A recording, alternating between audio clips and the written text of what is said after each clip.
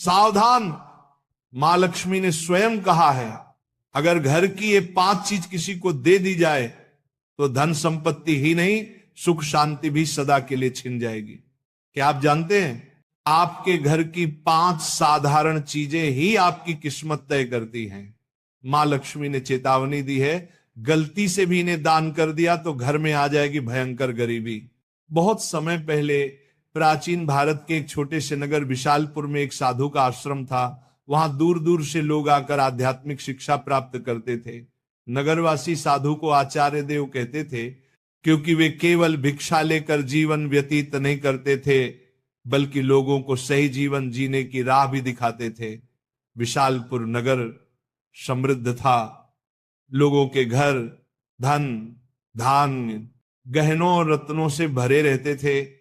नगरवासी मानते थे कि यह सब माता लक्ष्मी की कृपा से ही है। नगर के बीचों बीच माता लक्ष्मी का एक भव्य मंदिर था।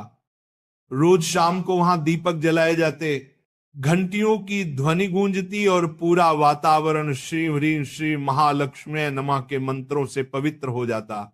लेकिन एक परिवार ऐसा भी था जो नगर में सबसे समृद्ध होने के बावजूद धीरे धीरे कंगाल होने की ओर बढ़ रहा था। यह परिवार था वसुदेव जी का। वसुदेव जी नगर के सबसे बड़े व्यापारी थे। उनके पास सोने चांदी के ढेर थे, नौकर चाकर थे और अनाज के कोठार भरे रहते थे। फिर भी कुछ वर्षों के भीतर उनका घर वीरान होने लगा। धन की जगह कर्ज बढ़ने लगा, नौकर छोड़कर जाने लगे और घर में अशांति फैल गई। लोग हैरान थे कि ऐसा क्यों हो रहा है, आखिर माता लक्ष्मी की कृपा एक समृद्ध घर से क्यों उठ गई। वसुदेव जी भी परेशान थे। एक रात वे चिंतित होकर सो रहे थे, तभी उन्हें एक स्वप्न आया। स्वप्न में माता लक्ष्मी प्रकट हुई। उनके मुखमंडल से दिव्य आभा निकल रही थी। 4 हाथों में कमल, शंख, गदा और सोने के सिक्कों की वर्षा करने वाला पात्र था। उनकी मुस्कान शांति और कृपा से भरी थी, लेकिन आंखों में एक कठोर सत्य छिपा था। माता बोली, वसुदेव तुम दुखी क्यों हो? क्या तुम्हें याद नहीं कि धन की रक्षा करना भी एक तपस्या है?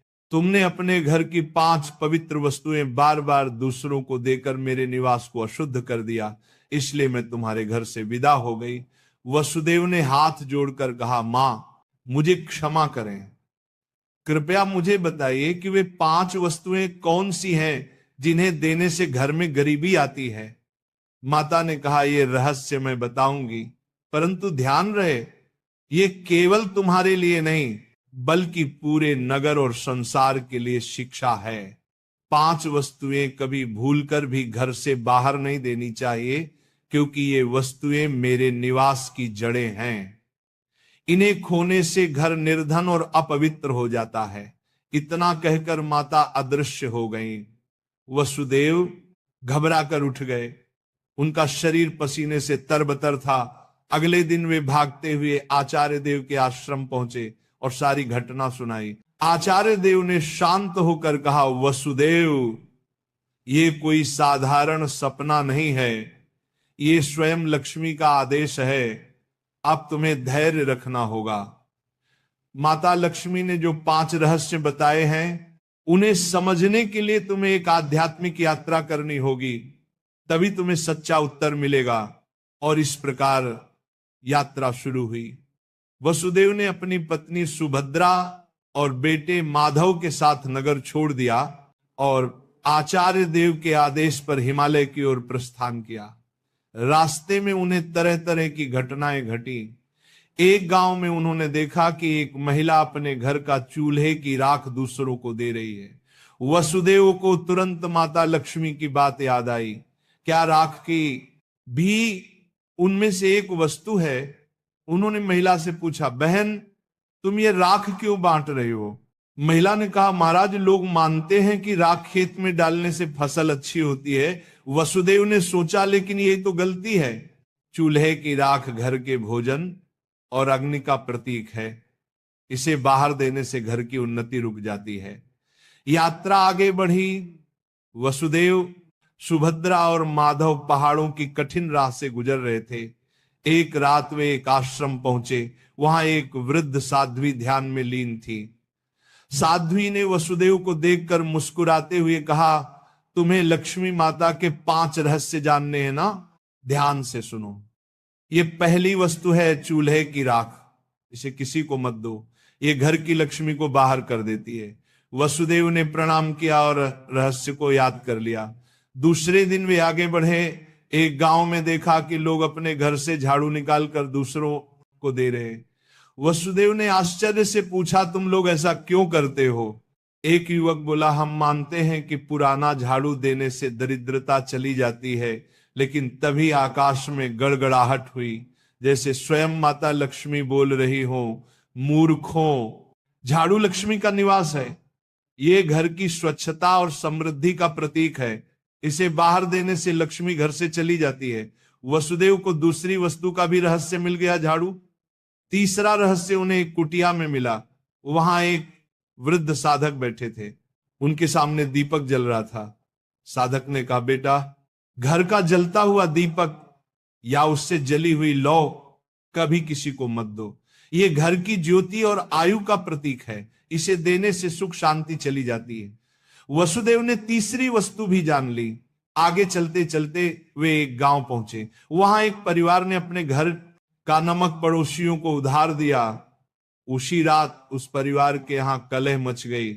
साध्वी ने समझाया, नमक रिश्तों की मिठास और स्थिरता का प्रतीक है। घर का नमक देना लक्ष्मी को अपमानित करना है। अब वसुदेव को चौथी वस्तु भी मिल गई, नमक। अंततः हिमालय के पास एक गुफा में तप करते एक योगी ने अंतिम रहस्य बताया। योगी बोले, वसुदेव, 5वीं वस्तु है कपड़े का कोना या पल्लू। महिलाएं अक्सर पुराने कपड़े का पल्लू काट कर दे देती हैं, लेकिन यही स्त्री की लक्ष्मी और घर की मर्यादा का प्रतीक है। इसे देना घर के भाग्य को काटना है। अब 5 वस्तुएं स्पष्ट थी। पहला, चूल्हे की राख। दूसरा, झाड़ू। तीसरा, जलता दीपक। चौथा, नमक। 5वां, कपड़े का कोना। वसुदेव ने कृतज्ञ होकर योगी को प्रणाम किया। अब 5 रहस्यों को जानकर वसुदेव अपनी पत्नी सुभद्रा और पुत्र माधव के साथ नगर की ओर लौटने लगे। रास्ते भर वे मन ही मन माता लक्ष्मी के उपदेशों को दोहराते रहे। नगर पहुंचते ही उन्होंने सबसे पहले आचार्य देव के चरणों में प्रणाम किया और पूरी यात्रा का वर्णन किया। आचार्य देव ने मुस्कुराकर कहा, वसुदेव, तुम्हें अब सच्चा ज्ञान मिल गया है। इन रहस्यों को केवल अपने तक सीमित मत रखना, बल्कि नगरवासियों को भी बताओ, ताकि वे भी लक्ष्मी के अपमान से बच सके। आचार्य देव की आज्ञा पाकर वसुदेव ने नगर के बीचों बीच सभा बुलाई। सभा में नगर के लोग बड़ी संख्या में उपस्थित हुए। वसुदेव ने हाथ जोड़कर कहा, बंधुओं, मैं स्वयं अपनी गलतियों के कारण निर्धनता और कष्ट का भागी बना। माता लक्ष्मी ने मुझे स्वप्न में दर्शन दिए और बताया कि 5 वस्तुएं कभी घर से बाहर नहीं देनी चाहिए। इतना कहकर उन्होंने क्रम से सब समझाया। पहली वस्तु है चूल्हे की राख, दूसरी झाड़ू, तीसरी जलता दीपक, चौथी नमक और 5वीं कपड़े का कोना। लोगों ने आश्चर्य और श्रद्धा से यह बातें सुनी। तभी आकाश में एक दिव्य प्रकाश फैला और माता लक्ष्मी स्वयं प्रकट हुई। उनके प्रकट होते ही वातावरण में सुगंध फैल गई। मंदिरों की घंटियां अपने आप बज उठी और लोग भाव विभोर होकर उनके चरणों में झुक गए। माता बोली, वसुदेव ने जो कहा वह सत्य है। तुम सब जान लो कि ये 5 वस्तुएं मेरे निवास की जड़ हैं। जो इन्हें बाहर देता है वह अपने ही घर से मुझे विदा करता है। ये कहते ही माता ने वसुदेव के घर की ओर हाथ उठाया और देखते ही देखते उनके घर में फिर से समृद्धि लौट आई। कोठार भर गए, नौकर लौट आए और पूरे घर में शांति का वास हो गया।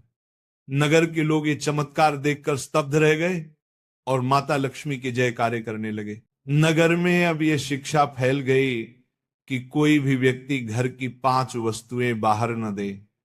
लोग अपने घरों में सावधानी रखने लगे। पहले जो लोग अंधविश्वास में पड़कर झाड़ू, राख, नमक या दीपक दूसरों को दे देते थे, उन्होंने ये सब बंद कर दिया। नगर में धीरे धीरे हर घर में समृद्धि लौटने लगी। लोग समझ गए कि लक्ष्मी केवल सोने, चांदी या धन में ही नहीं, बल्कि घर की पवित्रता, भोजन, स्वच्छता और मर्यादा में भी रहती है। वसुदेव अब नगर में आदर्श बन गए। वे धनवान तो थे ही, पर अब उन्होंने अपने धन को धर्म और सेवा में लगाना शुरू किया। उन्होंने गरीबों के लिए अन्न क्षेत्र बनवाया, परंतु घर की 5 वस्तुएं देने से हमेशा इनकार करते।